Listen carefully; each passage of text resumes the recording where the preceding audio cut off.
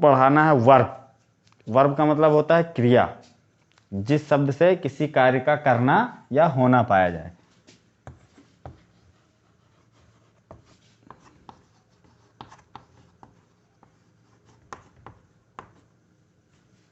ठीक, वर्ब का मतलब क्या होता है? क्रिया होता है। आज हमको यही पढ़ना है। और ऑब्जेक्ट के आधार पर कितनी क्रियाएं होती हैं ये पढ़ना है हमको। वर्ब पढ़ना है और इसमें पढ़ना है ट्रांजिटिव एंड इंट्रांजिटिव वर्ब।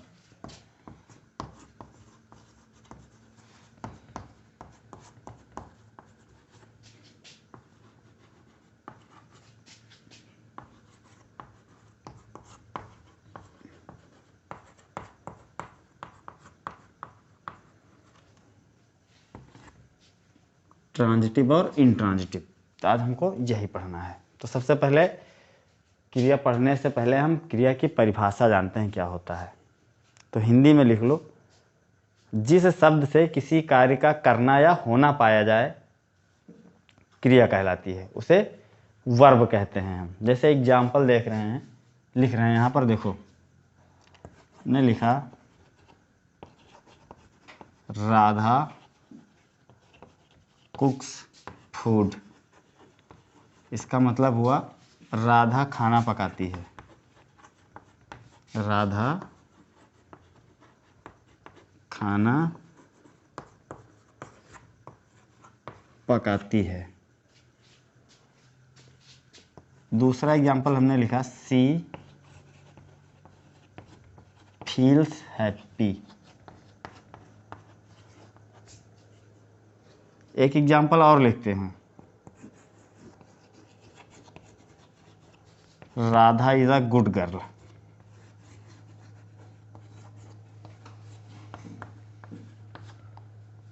जैसा कि हमने वर्ब की परिभाषा बताई कि जिस शब्द से किसी कार्य का करना या होना पाया जाए क्रिया कहलाती है। तो सबसे पहला वाला हम सेंटेंस देखेंगे जो लिखा है राधा कुक्स फूड। इसमें सब्जेक्ट के द्वारा कार्य का करना पाया गया। राधा कुक्स फूड, राधा खाना पकाती है।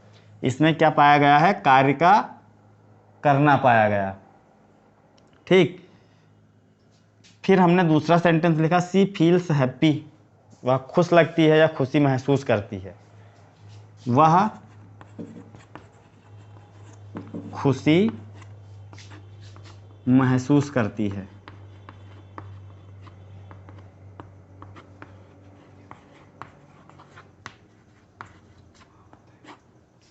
और फिर हमने तीसरा सेंटेंस लिखा Radha is a good girl. Radha एक अच्छी लड़की है।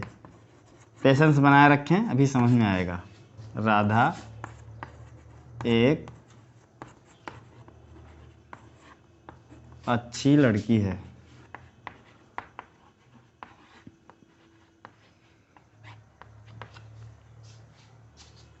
अब अगर आप ध्यान से देखेंगे तो पता लगेगा कि यहाँ पर जो कुक्स है ये मेन वर्ब है।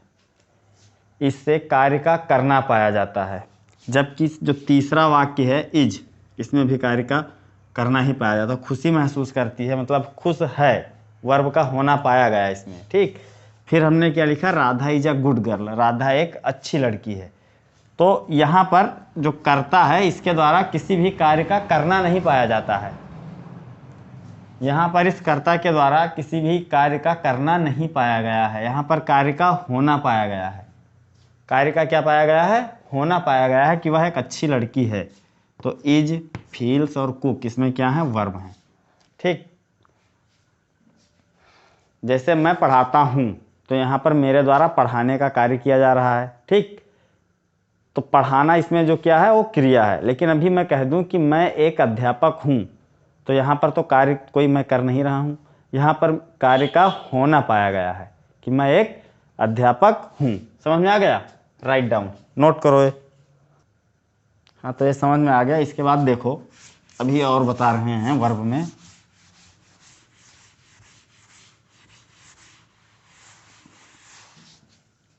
ध्यान से देखो, इसकी डिफिनेशंस देखो, उसी के आधार पर समझेंगे। ये वर्ब इज ए वर्ड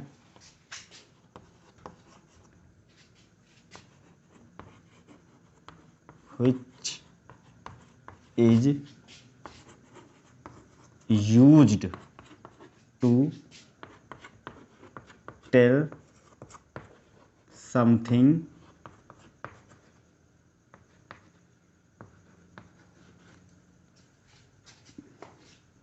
ये verb is a word which is used to tell something about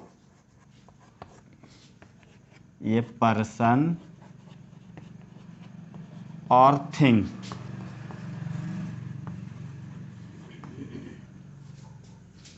ठीक, किसे कहते हैं? अब हम पढ़ेंगे ऑब्जेक्ट के आधार पर वर्ब के प्रकार। ठीक, हेडिंग डालो काइंड्स ऑफ वर्ब।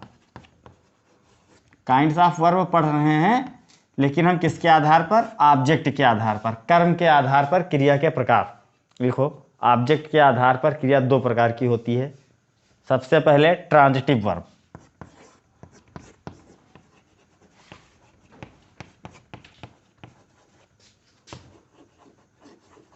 इसको हिंदी में कहते हैं सकर्मक क्रिया।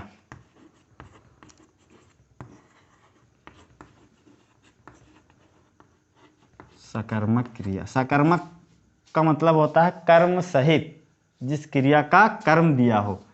नंबर 2 होता है इंट्रांजिटिव वर्ब।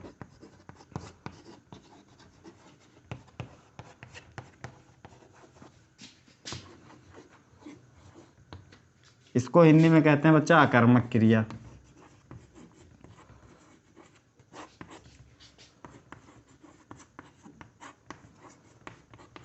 अकर्मक क्रिया मीन्स जिसका कर्म न दिया हो। ठीक, समझ में आया? तो ट्रांजिटिव वर्ब सबसे पहले पढ़ेंगे। तो सबसे पहले पढ़ना है ट्रांजिटिव वर्ब। ठीक, लिखो ट्रांजिटिव वर्ब, हेडिंग डालो।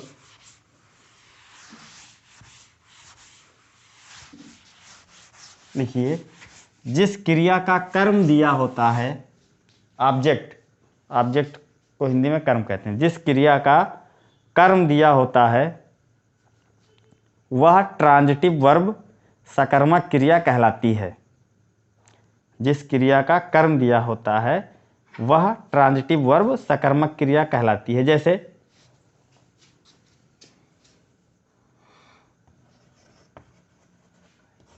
सरला रीड्स ये लेटर। सरला एक पत्र लिखती है। अभी यहीं तुमको हम समझा देंगे ट्रांजिटिव क्या होता है और इंट्रांजिटिव क्या होता है। ठीक है, एग्जाम्पल से ही। सरला रीड्स ए लेटर। दूसरा लिखो, मधु कुक्स फूड।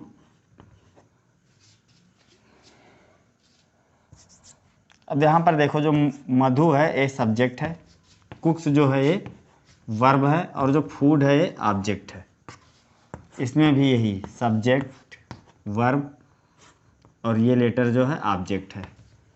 तो इसमें हमको पता है कि सरला एक पत्र लिखती है, दूसरे में हमको पता है कि मधु जो है वो भोजन पकाती है। ठीक, दो ही एग्जाम्पल से अभी क्लियर हो जाएगा ट्रांजिटिव वर्ब क्या होता है, इंट्रांजिटिव क्या होता है। बाकी का तो आगे पढ़ाते रहेंगे। अब हम जो पहला वाला एग्जाम्पल है इसे अगर हम ऐसे लिख दें, सरला रीड्स, तो इसका मतलब हो जाएगा सरला पढ़ती है। क्या हो जाएगा इसका मतलब? सरला पढ़ती है।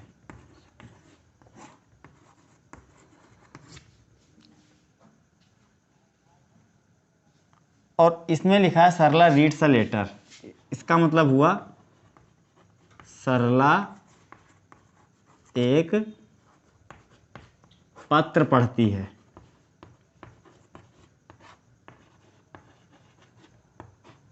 ऊपर वाले का क्या मतलब हुआ? सरला एक पत्र पढ़ती है, और नीचे वाले का मतलब हुआ सरला रीड्स, सरला पढ़ती है। नीचे वाले का केवल मतलब हुआ सरला पढ़ती है, ऊंचे वाले का मतलब हुआ सरला एक पत्र पढ़ती है। हम बार बार ये इसलिए कह रहे हैं क्योंकि ऊपर हमें पता है कि सरला एक पत्र पढ़ती है, सरला का जो ऑब्जेक्ट है वो पत्र है, और नीचे जो है, नीचे जो लिखा है सरला रीड्स, इसमें सरला पढ़ती तो है लेकिन क्या पढ़ती है वो कंफर्म नहीं है। बुक पढ़ रही है, स्टोरी पढ़ रही है, नॉवेल्स पढ़ रही है, क्या पढ़ रही है ये हमें कंफर्म नहीं है। इसमें केवल सब्जेक्ट और वर्ब ही दिया है। समझ में आया? इसलिए जो नीचे की सेंटेंस है इंट्रांजिटिव वर्ब हुआ और जो ऊंचे का है वो ट्रांजिटिव वर्ब हुआ। समझ में आया? लिख लो। ये क्लियर हुआ। अब इसके बाद हेडिंग डालिए इंट्रांजिटिव वर्ब। अभी इंट्रांजिटिव वर्ब में समझाएंगे, बस एकदम से क्लियर हो जाएगा ये। हेडिंग डालिए इंट्रांजिटिव वर्ब।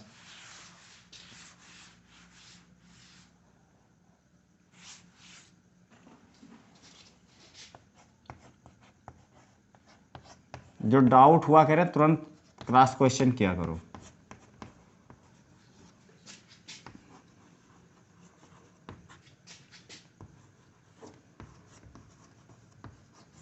अकर्मक क्रिया। अकर्मक का मतलब बिना कर्म की। अकर्मक क्रिया इसमें लिख लो, हिंदी में लिख लो। इंट्रांजिटिव वर्ब ऐसी क्रियाएं होती हैं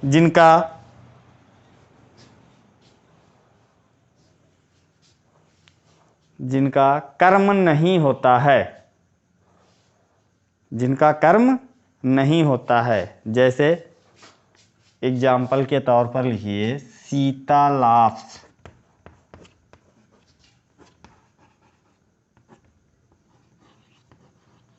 सीता हंसती है।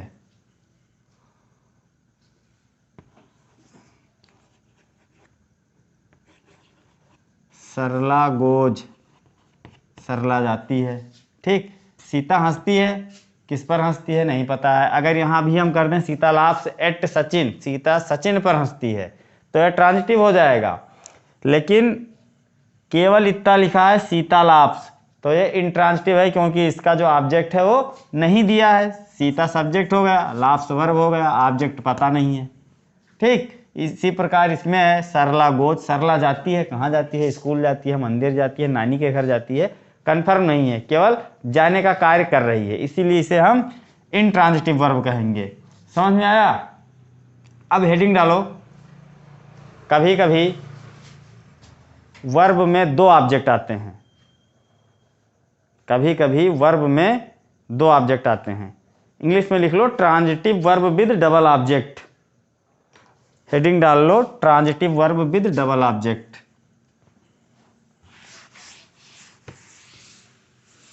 ध्यान से समझो।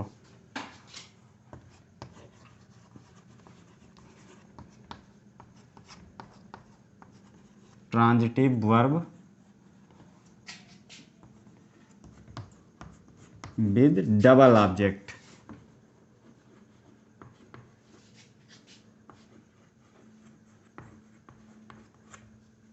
Transitive verb with double object. ठीक, सकर्मक क्रियाएं जिसमें दो दो ऑब्जेक्ट आते हैं। एक एग्जाम्पल देखिए, हमने यहां पर लिखा I gave Mohan a book. मैंने मोहन को एक किताब दिया। ध्यान से देखो, आई को हम सब्जेक्ट कहते हैं, गेव जो है वर्ब है, मोहन है वर्ब ऑब्जेक्ट है, और ये बुक ये भी ऑब्जेक्ट है। तो इसमें से एक इनडायरेक्ट ऑब्जेक्ट होता है और एक डायरेक्ट ऑब्जेक्ट होता है। ठीक, तो अब हमको पढ़ना है इनडायरेक्ट ऑब्जेक्ट क्या होता है और डायरेक्ट ऑब्जेक्ट क्या होता है। हाँ, तो ये सेंटेंस तुम लोगों का क्लियर हुआ। I give Mohan a book, मैंने मोहन को एक पुस्तक दिया। तो इसमें दो दो ऑब्जेक्ट हैं, एक डायरेक्ट ऑब्जेक्ट होता है, एक इनडायरेक्ट ऑब्जेक्ट होता है। ठीक, अब इस सेंटेंस को ध्यान से देखो, इसमें दो चीजें हम बता रहे हैं तुमको। इस सेंटेंस से प्रश्न बनाओ क्या क्या लगाकर। ठीक, मैंने क्या दिया, बताओ क्या दिया। I gave Mohan a book. ठीक, मैंने मोहन को एक पुस्तक दिया, तो एक प्रश्न बनाओ जिसमें क्या लगाओ। ठीक, और दूसरा एक सेंटेंस बनाओ क्वेश्चन मार्क का जिसमें किसको लगाओ। किसको? क्या मोहन पुस्तक पढ़ रहा है? नहीं गधे, मैंने क्या दिया। सेंटेंस है I gave Mohan a book. चलो इसकी हिंदी देख लो, मैंने मोहन को एक पुस्तक दिया। यहां देखो, मैंने मोहन को एक पुस्तक दिया। ठीक, मैंने मोहन को क्या दिया, क्या का प्रश्न करने पर जो उत्तर आए तो उत्तर आएगा ए बुक। मैंने मोहन को क्या दिया था, ए बुक। गुड। तो जो क्या का प्रश्न करने पर जो उत्तर आए वो डायरेक्ट ऑब्जेक्ट होता है। कौन सा ऑब्जेक्ट होता है, डायरेक्ट ऑब्जेक्ट। किसको दिया, मोहन को। अब मोहन जो है इनडायरेक्ट ऑब्जेक्ट हो गया। ठीक, तो अब सबसे पहले आप लोग हेडिंग डालिए इनडायरेक्ट ऑब्जेक्ट। लिखो इनडायरेक्ट ऑब्जेक्ट।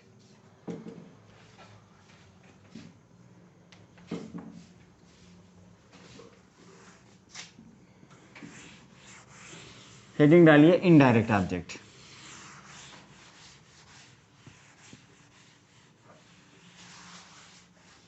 इनडायरेक्ट ऑब्जेक्ट, इसमें लिखिए इनडायरेक्ट ऑब्जेक्ट में कोई सजीव प्राणी या व्यक्ति आता है।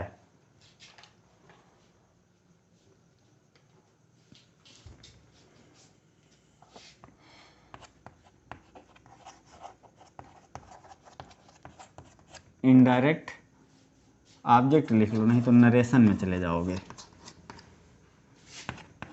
दूसरा डायरेक्ट ऑब्जेक्ट, भी सेंटेंस लिखेंगे क्लियर होता चला जाएगा। ठीक, क्या लिखा, इनडायरेक्ट ऑब्जेक्ट में कोई सजीव प्राणी या व्यक्ति आता है और डायरेक्ट ऑब्जेक्ट में कोई निर्जीव वस्तु आती है। ठीक, एक सेंटेंस है, ध्यान से देखो। माई मदर टोल्ड मी ये स्टोरी। इसकी हिंदी हुई मेरी माता ने मुझे एक कहानी सुनाई। इसकी हिंदी क्या हुई, साथ में हिंदी भी लिख लो एकदम अच्छे से क्लियर हो जाए। मेरी माता ने मुझे कहानी सुनाई।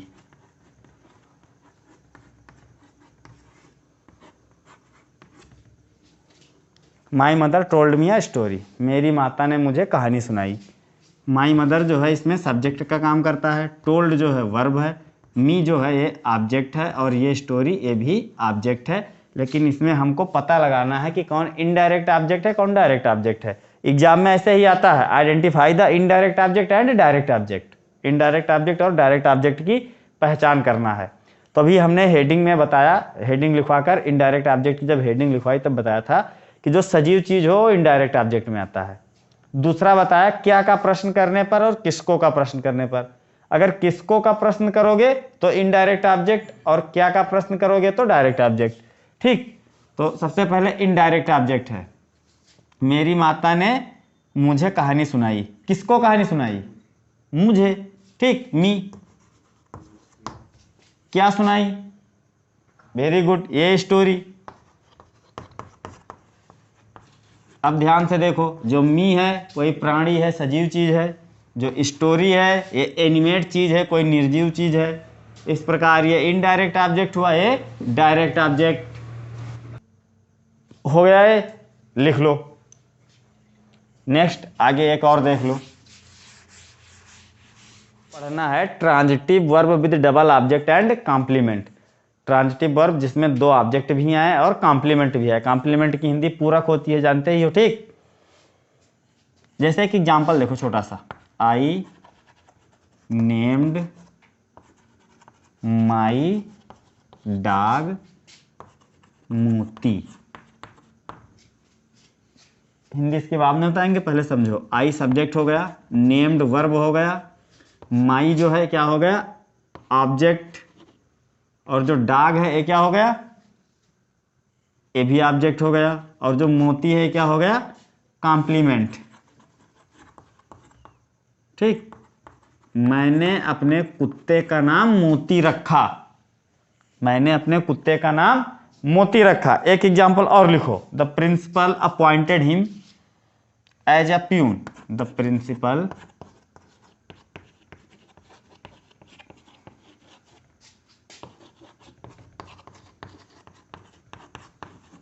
अपॉइंटेड हिम एज ये प्यून, प्रिंसिपल ने उसे प्यून के रूप में नियुक्त किया। द प्रिंसिपल सब्जेक्ट हो गया, जो अपॉइंटेड है ये वर्ब हो गया, हिम जो है ऑब्जेक्ट हो गया, ठीक। एज ए प्यून जो है ये क्या हो गया, complement. The principal appointed him as a peon, ठीक।